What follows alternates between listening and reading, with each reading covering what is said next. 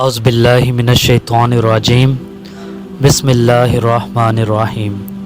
شروع اللہ کے نام سے جو بڑا مہربان نہایت رحم کرنے والا ہے۔ بصرہ شہر میں ایک انتہائی حسین و جمیل عورت رہا کرتی تھی۔ لوگ اسے شونا کے نام سے جانتے تھے۔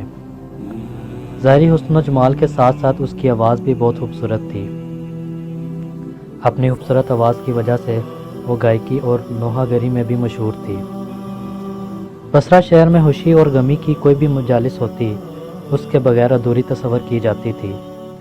ایک دن وہ اپنی رومی اور ترکی کنیزوں کے ساتھ کہیں جا رہی تھی۔ رستے میں اس کا گزر حضرت صالح علیہ السلام کے گھر کے قریب سے ہوا۔ آپ اللہ کے نیک بندے اور پیغمبر ہیں۔ آپ اپنے گھر میں لوگوں کو درس دیا کرتے تھے۔ آپ کی درس کی تاثیر سے لوگوں پر محویت طاری ہو جاتی تھی اور وہ بڑی زور سے آہو بکا کرنا شروع کر دیتے اور اللہ تعالیٰ کے خوف سے ان کی آنکھوں سے آنسو گرنے جاری ہو جاتے۔ جب شوانہ نامی عورت وہاں سے گزر رہی تھی تو اس نے گھر سے رونے کی آوازیں سنی۔ آوازیں سن کر بہت غصے میں آ گئی۔ وہ اپنی کنیزوں سے کہنے لگی، تعجب کی بات ہے کہ یہاں نوحہ کیا جا رہا ہے اور مجھے اس کی خبر تک نہیں۔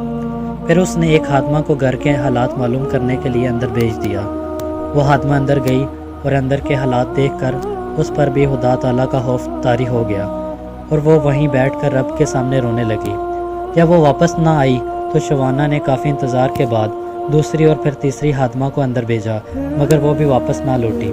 پھر اس نے چوتھی خادمہ کو اندر بھیجا جو تھوڑی دیر بعد واپس لوٹ آئی اور اس نے بتایا کہ گھر میں کسی کے مرنے پر ماتم نہیں ہو رہا بلکہ اپنے گناہوں پر آہو بکا کی جا رہی ہے۔ لوگ اپنے گناہوں کی وجہ سے اللہ تعالیٰ کے خوف سے رو رہے ہیں۔ شوانہ نے یہ سن کر ہنس دیا اور ان کا مذاق اڑانے کی نیت سے گھر کے اندر داخل ہو گئی، لیکن قدرت کو کچھ اور ہی منظور تھا۔ جو ہی وہ اندر داخل ہوئی اللہ تعالیٰ نے اس کے دل کو پھیر دیا۔ جب اس نے حضرت صالح علیہ السلام کو دیکھا تو دل میں کہنے لگی، افسوس میری تو ساری عمر ضائع ہوگی، انمول زندگی گناہوں میں گزار دی، اللہ میرے گناہوں کو بلا کیسے معاف کرے گا۔ انہی حالات سے پریشان ہو کر اس نے حضرت صالح علیہ السلام سے پوچھا، اے ام المومنین، کیا اللہ تعالیٰ نافرمان اور سرکشوں کے گناہ بھی معاف فرما دیتا ہے؟ آپ نے فرمایا، ہاں، اللہ تعالیٰ کے وعدے انہی کے لیے تو ہیں تاکہ وہ سیدھے رستے پر آ جائیں۔ اس پر بھی اس کی تسلی نہ ہوئی تو کہنے لگی، میرے گناہ آسمان کے ستاروں سے اور سمندر کی جاگ سے بھی زیادہ ہیں۔ آپ نے فرمایا، کوئی بات نہیں، اگر تیرے گناہ شوانہ سے بھی زیادہ ہوں تو بھی اللہ معاف کر دے گا۔ یہ سن کر وہ چیخ پڑی اور رونا شروع کر دیا اور اتنا روئی کہ اس پر بے ہوشی طاری ہو گئی۔ تھوڑی دیر بعد جب اس کو ہوش آیا تو کہنے لگی، حضرت میں ہی وہ شوانہ ہوں جس کے گناہوں کی مثال دی جاتی ہے۔ پھر اس نے اپنا قیمتی لباس اور مہنگے زیورات اتار کر سادہ سا لباس پہن لیا اور گناہوں سے کمایا ہوا سارا مال غربا میں تقسیم کر دیا اور اپنے تمام غلام اور خادمائیں بھی آزاد کر دیں۔ پھر اپنے گھر میں قید ہو کر بیٹھ گئی۔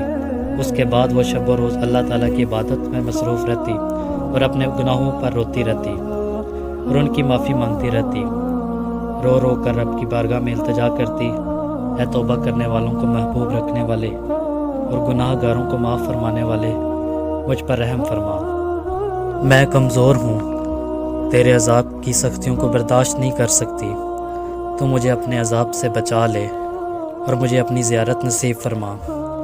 اس نے اسی حالت میں 40 سال زندگی بسر کی اور انتقال فرما گئی۔